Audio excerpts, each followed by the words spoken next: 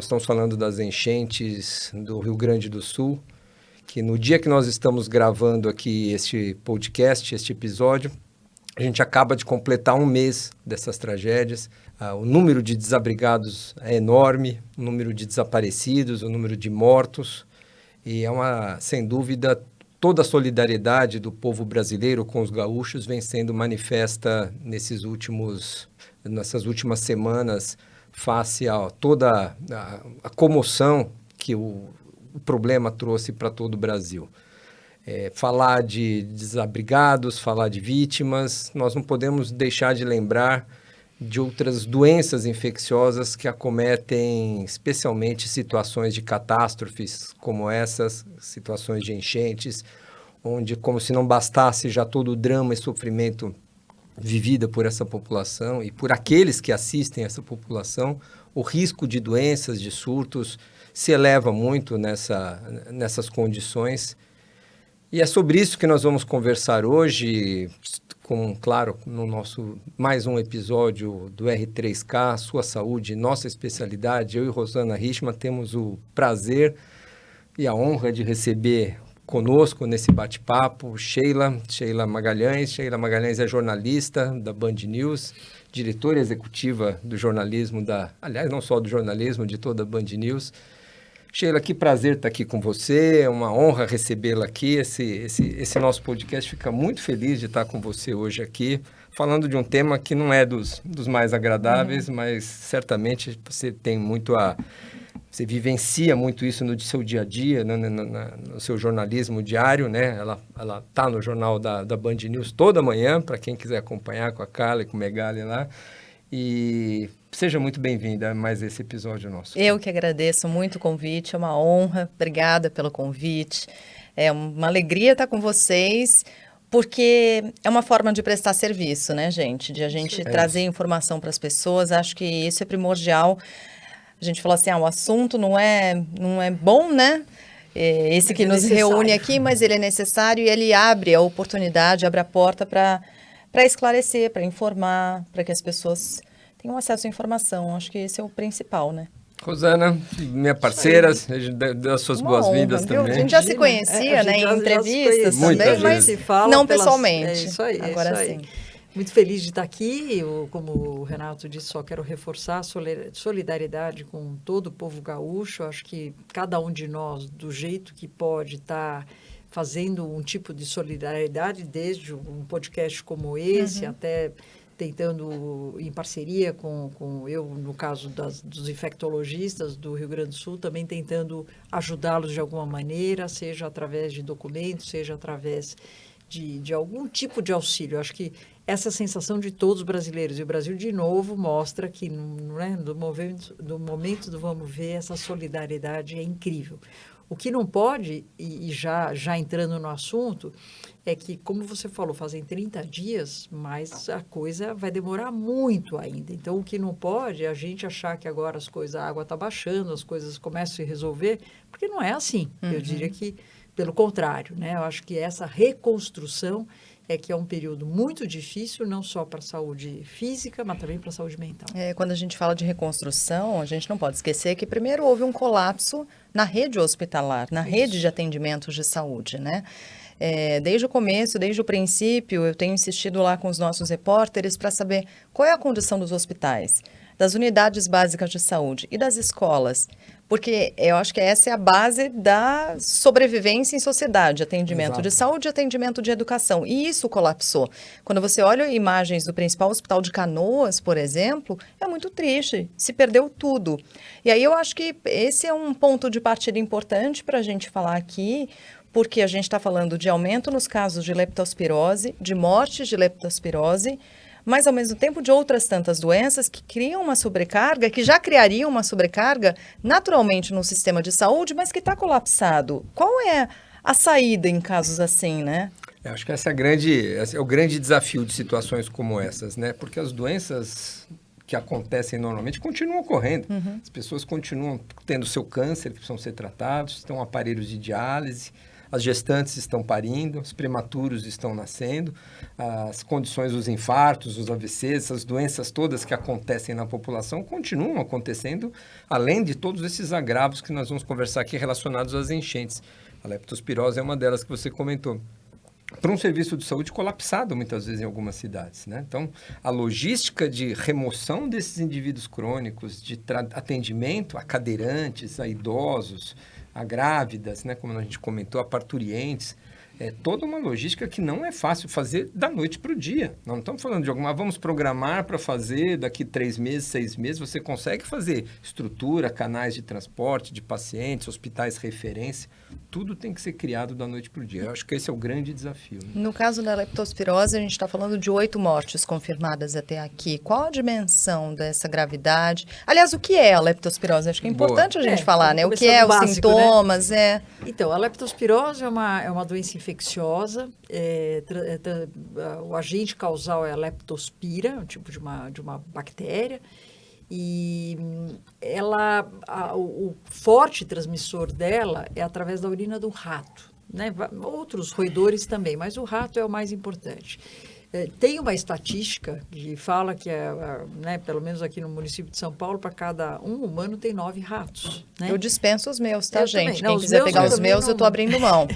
Mas o mamífero mais abundante no planeta são os ratos. Eu estou comentando porque, assim, é óbvio que a hora então, é a doença infecciosa e ela pode entrar pela pele. Se você fica muitas horas submerso em água, aquilo é suficiente para já ter uma certa penetração. E qualquer ferimento.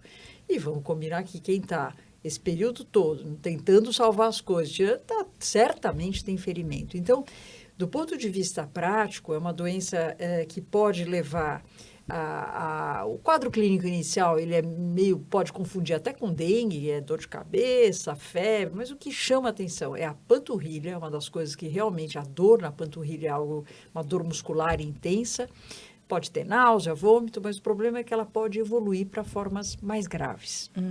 Então, é fundamental que, neste momento, quando as águas aumentam, você tem que imaginar que, mesmo que tenha leptospira naquela água, ela está mais diluída. A hora que a água começa a baixar, a concentração de bactérias pelo volume de água pode aumentar. Eu estou falando isso porque a gente está sempre preocupado com a água cheia, mas tudo é importante. Então, neste momento, quem está tentando a reconstrução, voltando para suas casas, é fundamental a proteção. Não é só no momento que você está com água até o pescoço. Então, o cenário da leptospirose é este. Uma das coisas que a gente sabia que ia acontecer ia aumentar o número de casos, infelizmente casos de morte, porque ele pode levar a insuficiência hepática, insuficiência renal, síndrome de Weill, que é todo um quadro clínico mais grave, sangramento relacionado a essa doença. Agora, se você inicia com antibiótico, e são antibióticos de fácil acesso, nos primeiros 5 dias de sintomas, a chance de você evoluir para uma forma grave e óbito cai muito. Então, é fundamental, cai naquilo que você falou, o acesso ao medicamento, ao acesso de eu poder, se eu tiver com esse quadro clínico, saber onde eu tenho que ir para poder, num tempo hábil, ter acesso a essa medicação para que a gente não tenha... Claro, informar os profissionais de saúde que você teve contato com a água da enchente, né? Lógico. Isso é fundamental no diagnóstico, né? Existem provas diagnósticas para isso, o tratamento precoce muda o curso da doença. Né? Isso vale para as pessoas, vale também para as pessoas que foram vítimas da enchente, vale também para aqueles voluntários, porque o que a gente vê de voluntários, socorristas, e não necessariamente o tempo todo com equipamentos de proteção para isso é fundamental, né, gente? Às vezes, coisas simples, como sacos plásticos na perna, nos pés, para andar em áreas contaminadas com água, vai te proteger do contato direto com a água. O ideal é ter botas, né? Você ter galochas, você ter luvas, né? Para evitar esse contato direto com essa água contaminada. E não é só a leptospira, né, Rosana? A água contaminada, ela tem ali algumas bactérias causadoras de diarreias, de hepatite. Então, outras doenças são transmitidas também pelo contato dessa água que pode estar contaminada. A febre tifoide, né, causada pela salmonela, uma diarreia importante. A hepatite A, que é outra doença que vem da ingestão de água, alimentos contaminados, que às vezes não é só o contato com a pele, mas a ingestão dessa água contaminada também. Nem sempre é fácil para quem está em situações como essa higienizar alimentos, higienizar as mãos, higienizar a água que vai tomar. Não tem água potável, por mais que paradoxal que possa ter, ser com tanta água, não tem água potável, muitos não tem. Tem que beber a água que está disponível naquele momento, né? Então, ofertar água potável, ofertar condições de higiene, prevenção dessas doenças. Né? Quem fica mais sujeito? Tem um grupo de pessoas que fica mais suscetível a essas doenças. A gente falou da leptospirose, mas o Dr. Renato citou outras tantas doenças. Tem um grupo que fica mais vulnerável? Eu dividiria em duas etapas, né? Primeiro é o grau de exposição que você teve. Quanto mais tempo você ficou exposto àquela água e maior a superfície do seu corpo a ponto de você engolir aquela água, é claro que o seu risco é maior de desenvolver a doença, seja o gastroenterite, hepatite A, leptospirose. Por outro lado, é óbvio que a gente sabe que, por exemplo, os extremos etários, se você pega um bebê muito pequeno ou alguém muito mais velho com por exemplo, uma gastroenterite e sem acesso à água e uma hidratação adequada, tem um desfecho, sem dúvida, pior, seja na assistência que você não consegue dar. Então, eu acho que quando a gente pensa em grupos de risco, eu diria que as pessoas, em especial os extremos etários, e mesmo porque as pessoas acima de 60, 70 anos, em geral, já têm uma doença de base. Então, é um diabético, já é um cardiopata. Então, a hora que você tem alguma doença que pode desequilibrar isso daí, por exemplo, uma gastroenterite, uma leptospirose, é claro que o quadro clínico passa a ser mais grave. A gestante, né, nesse cenário também. Então, grávidas, crianças, imunodeprimidos, idosos, né, são geralmente grupos de risco para desenvolver qualquer doença de forma mais grave. Né, mas aí a gente está falando todas as doenças com tratamentos, né, gente? Como é que se agrava ao ponto de alguém morrer de leptospirose, né? A ausência do tratamento, é isso? Ou do diagnóstico precoce e oportuno. Que é fundamental, né? Às vezes a pessoa está se sentindo mal, não dá tanta importância, adia e ir a um serviço de saúde, ou não tem o acesso, como você bem colocou, ao serviço de saúde, procura ou chega já no momento de uma doença no estágio mais avançado, onde às vezes é inevitável, você não consegue retroceder.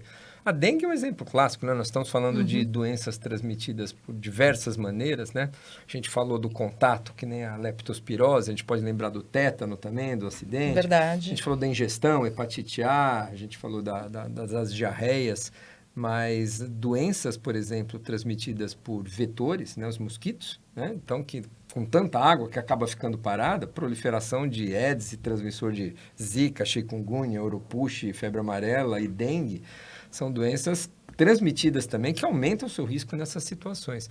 E a dengue é um exemplo clássico. Comecei a falar da dengue porque você estava falando do diagnóstico oportuno. As pessoas hoje que morrem de dengue no país, independente das áreas de enchente ou não, muitas destas mortes poderiam ter sido evitadas se o reconhecimento da doença, do estágio precoce, da hidratação, da internação fosse mais oportuna, né? Fosse mais precoce.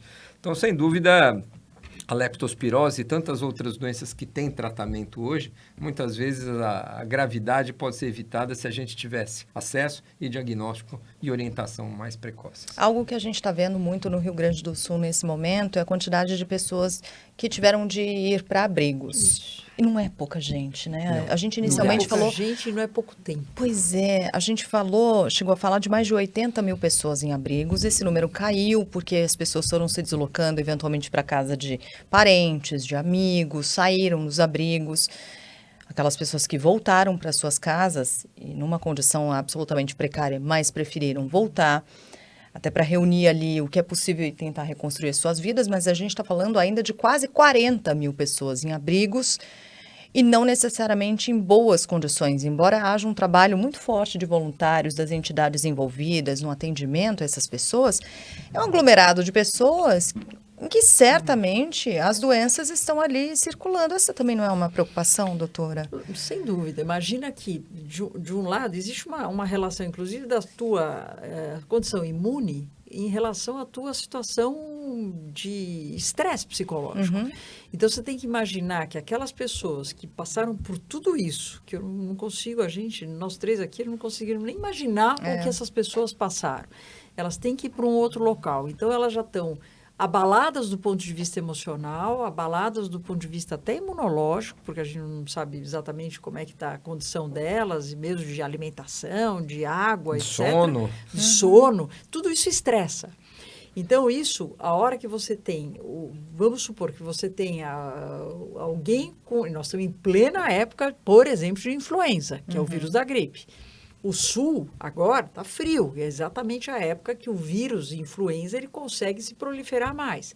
Então, imagina num abrigo, com todo esse cenário, você ter um surto de gripe, um surto de Covid, que é de transmissão respiratória, um surto de vírus sincial respiratório, que é outro vírus respiratório. Pneumonias.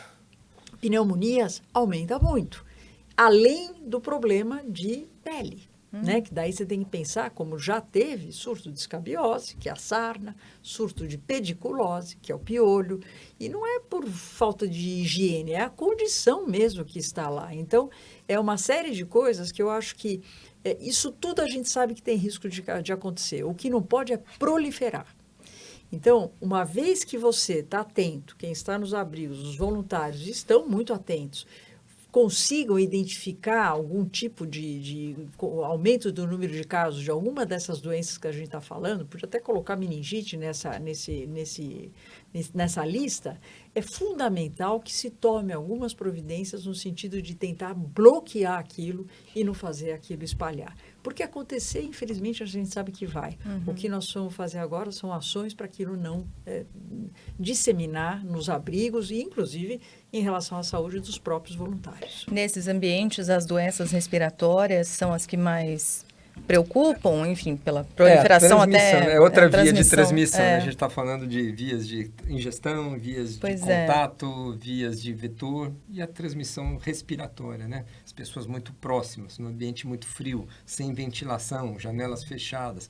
Parece alguém com caso de Covid, de gripe, de doença respiratória, a transmissão muito facilitada. Né? Então, você tem, como a Rosana falou, um potencial de surtos de doenças de transmissão respiratória muito aumentado. Aliás, como essa história de surtos de doenças, do colapso em saúde, tem remetido muito para coisas que a gente viveu durante a pandemia, né, gente? Impressionante. Quando a gente fala de hospital de campanha, de superlotação no sistema de saúde, dos mais vulneráveis, enfim, tudo remete um pouco àquilo que a gente viveu. E aí a gente volta a falar sobre a importância de vacina. Para essas doenças sobre as quais a gente falou aqui, doutor, para quais tem vacina disponível, quem deve se vacinar? Boa. Muitas dessas doenças, Sheila, tem sim vacinas profiláticas, né, que a gente chama, né, mesmo antes de você se expor para aqueles que estão nessa situação e para aqueles que estão assistindo essa população, né? Os socorristas, os voluntários. Então, nós falamos de tétano, nós falamos de dengue, nós falamos de hepatite A, nós falamos de febre tifoide, nós falamos de gripe, nós falamos de Covid, nós falamos de pneumonia. Olha, boa parte dessas doenças citadas aqui tem vacinas, né? Leptospirose, infelizmente, não tem vacina contra a leptospirose, mas contra várias outras dessas doenças temos vacinas. É fundamental essas ações se estenderem, como a gente falou, não só para a população que está nos abrigos, mas que estão nessas situações, como para aqueles que estão participando do socorro e do atendimento. Então, vacinação em dia dessa turma. Aí alguém vai perguntar, mas eu não tenho meu cartão de vacina. Isso, mas eu não sei se eu já estou bem, se eu não tomei, faz como? Vacina. A gente considera aquele sem informação como um não vacinado. Tá. Não dá para acreditar, parece que eu tomei, eu acho que eu não tomei. Gripe, né? Nós estamos em plena temporada de vacinação de gripe. Então, precisa ofertar, precisa ter acesso, não é esperar, né? Nós temos que levar a vacina para esses indivíduos nessas situações, nos abrigos para as populações, e vacinar todo mundo contra a gripe, contra a Covid, contra a hepatite, contra o tétano. Colocar em dia a situação vacinal reduzem muito o risco. E olha, tem uma situação muito especial, que é a raiva, a vacina de raiva, porque muitos profissionais estão atendendo animais. Tem um grupo de veterinários que se dispondo lá, um hospital veterinário, para atender todo esse pessoal. E para veterinários, a gente não espera esses profissionais que lidam com esses animais, eles ser mordido ou ter algum acidente para fazer a vacina. A gente faz antes. Esses que têm maior risco de exposição, a gente faz a vacinação pré-exposição, ou seja, antes dele ser mordido, você já deixa ele vacinado, para não ter o risco de ter uma doença associada às mordeduras, né? Aliás, só antes da gente passar para outro tópico, tem uma questão importante, eu estava conversando com médicos veterinários, falando sobre essa população de animais que foram resgatados. Muitos tinham tutores, né, cães e gatos, mas muitos eram animais que estavam em condições vivendo em rua, então não eram animais tratados e, portanto, muitos desses animais doentes, tem uma população. E quando a gente fala de castração, que aliás estão sendo castrados, né, tem quase uma política ampla agora de castração, porque muitos desses animais não eram castrados. E se isso já era um problema de saúde pública, sim, antes, que dirá agora? Talvez a gente enfrente uma outra questão de saúde pública relacionada a esses animais que foram resgatados, né? Não, sem dúvida. Eu acho que o cenário, só para colaborar aí com o que você falou, acho que as vacinas, óbvio, que precisam chegar, etc. Mas um dos problemas que a gente está vendo e está tendo, e as pessoas estão pedindo para a gente, é recursos humanos. Porque as vacinas, elas estão chegando, estão conseguindo armazenar num local que era outro problema também, onde você vai colocar naquela situação um monte de salas de vacinas, um monte de acondicionamento para vacinas foram destruídos.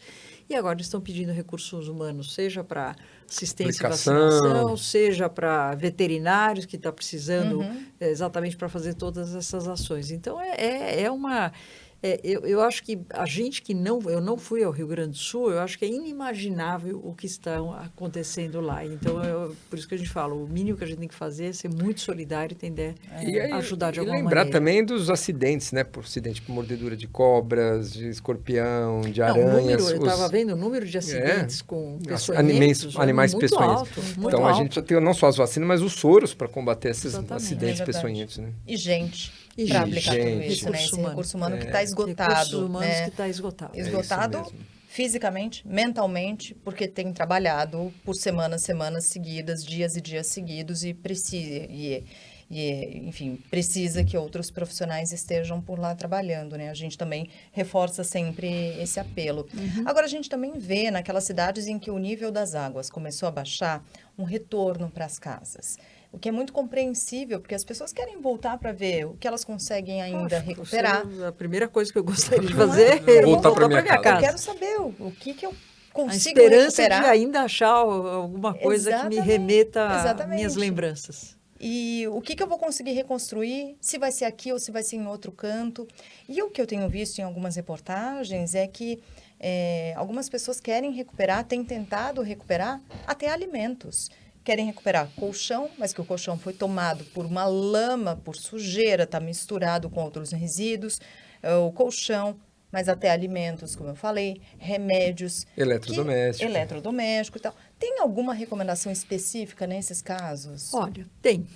E a gente tem que levar a sério, porque assim, todos os alimentos que estavam na enchente, foram submersos e foram atingidos, eles têm que ser descartados. Não dá para garantir a segurança desses alimentos nessa condição. Não tem como você fazer a desinfecção, a asepsia. De um arroz, de um feijão, de um açúcar. Não dá. Infelizmente, não dá. A gente compreende qual é toda a escassez, mas não dá. O risco é muito alto.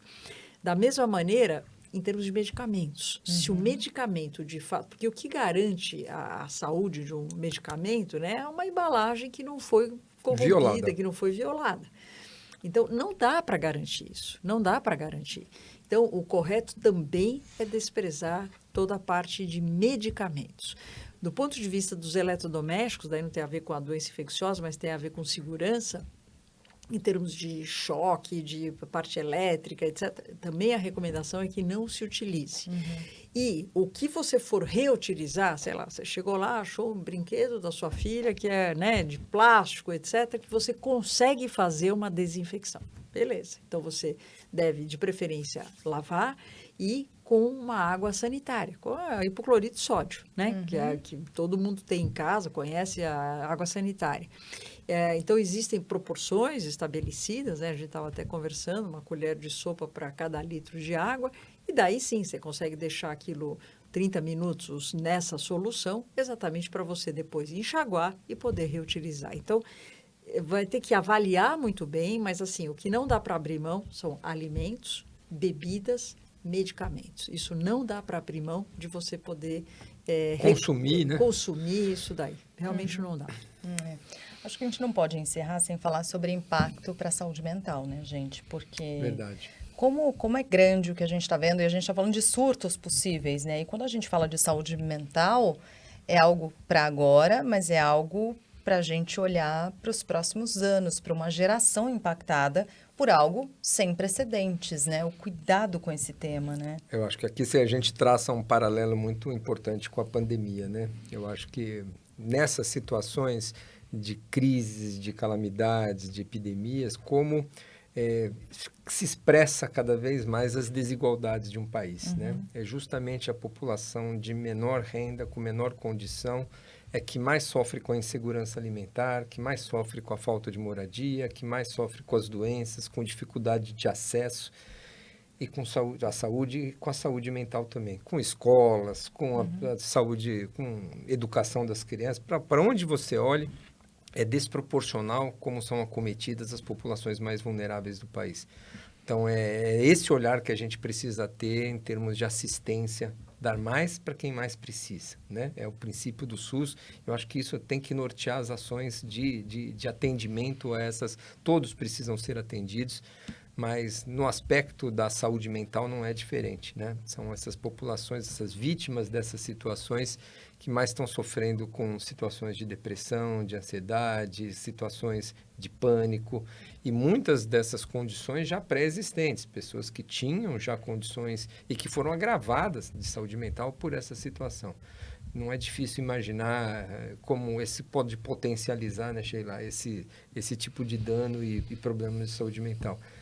Então, a assistência hoje que está sendo feita para grupos, inclusive com psicólogos, com psiquiatras, com atendimentos virtuais ou presenciais, outro dia eu vi uma entrevista de um psiquiatra lá da Universidade Federal do Rio Grande do Sul, recomendando atendimento presencial, que é o ideal, porque a distância às vezes coloca ainda uma distância maior da realidade que ele está vivenciando, pode ser até mais difícil de você lidar. Mas a gente sabe também que toda a dificuldade do atendimento presencial com consultas de psicólogo e psiquiatra, nessas situações podem ser consultas idealmente feitas. Então, eu acho que você falou certo, é um problema geracional, é um problema que a gente tem que cuidar de perto, porque não há uma previsão de, daqui vai durar 1 mês ou 2 meses, a gente precisa atender e atender bem essas pessoas. Tem um impacto importante aí, né? Não, a gente fala de luto, mas o luto não necessariamente é a perda de alguém, né? Lógico, claro. A gente normalmente faz essa associação, mas imagina que você perdeu o seu álbum de casamento com todas as fotos. Ou seja, não deixa de ser um luto também toda essa readaptação que você vai ter com perdas de coisas que tinham uma simbologia muito importante, né? E mesmo em relação a essa assistência que você está falando, Renata, é fundamental. E talvez as pessoas com menos, né, acesso acabam tendo menos essa ajuda. E é fundamental, porque isso vai acabar sendo, como você falou, de médio e longo prazo.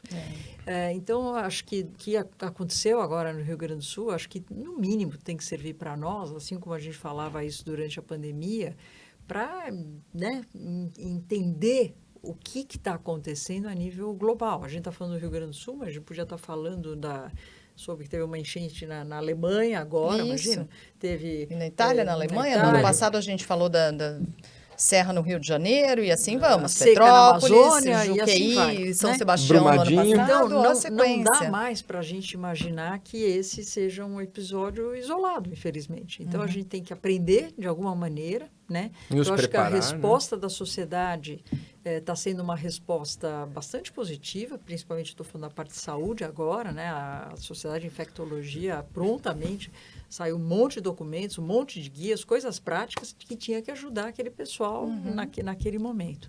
E a gente precisa estar preparado, porque a gente sabe que, infelizmente, né, a gente está causando isso e não vamos parar, isso não vai parar por aqui. Bom, eu só posso agradecer o papo. Pena que está no fim, Sheila, eu acho que assim, o assunto é um assunto hoje mais denso, assim, mais necessário, como a gente falou desde o início. Então, eu só posso agradecer a sua presença aqui, eu que agradeço demais, seus comentários. Não deixem de seguir a Sheila, @Sheila Maga. Isso, @Sheila Maga. No Instagram. Isso. Renato Kifuri, eu, @Rosana Richman, e claro, no R3K oficial. que a gente sempre está com assuntos que são de relevância, são assuntos, né, importantes para a gente estar discutindo, mesmo que às vezes sejam assuntos mais pesados, mais necessários, como a gente falou. Então, Renato, muito obrigada. Sheila, muito obrigada. Obrigado, Sheila, é demais. Obrigada, gente. Tirar o seu tempo para estar conosco, Imagina, uma honra. É um prazer. Prazer foi todo Prazer nosso. todo meu. Obrigada, viu?